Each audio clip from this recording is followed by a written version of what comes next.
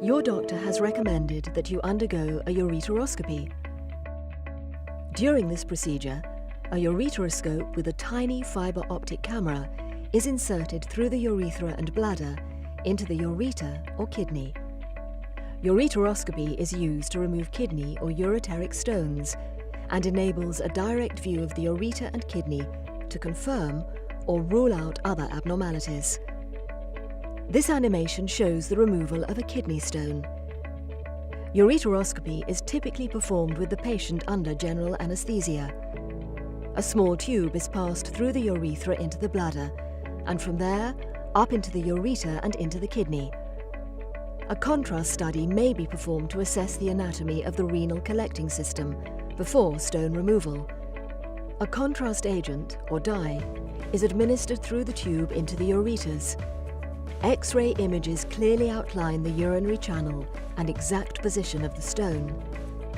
A so-called safety wire that helps guide the ureteroscope through the ureter is inserted.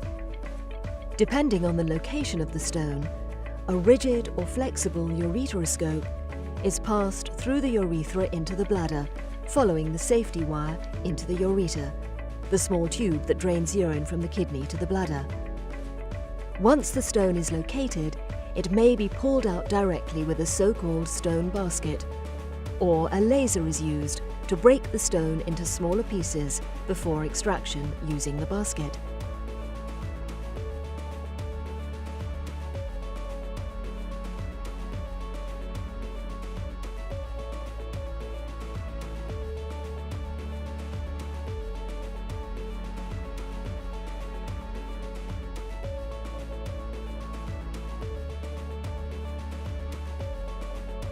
After stone extraction, the collecting system is checked to ensure that no residual stones have been missed.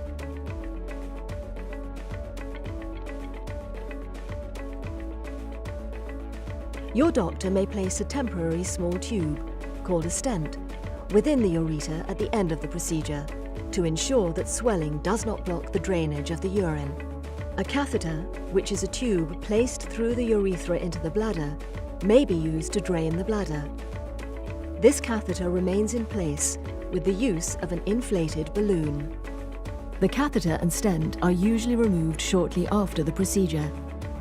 You can leave the hospital once you are able to empty your bladder sufficiently and you have no fever or pain.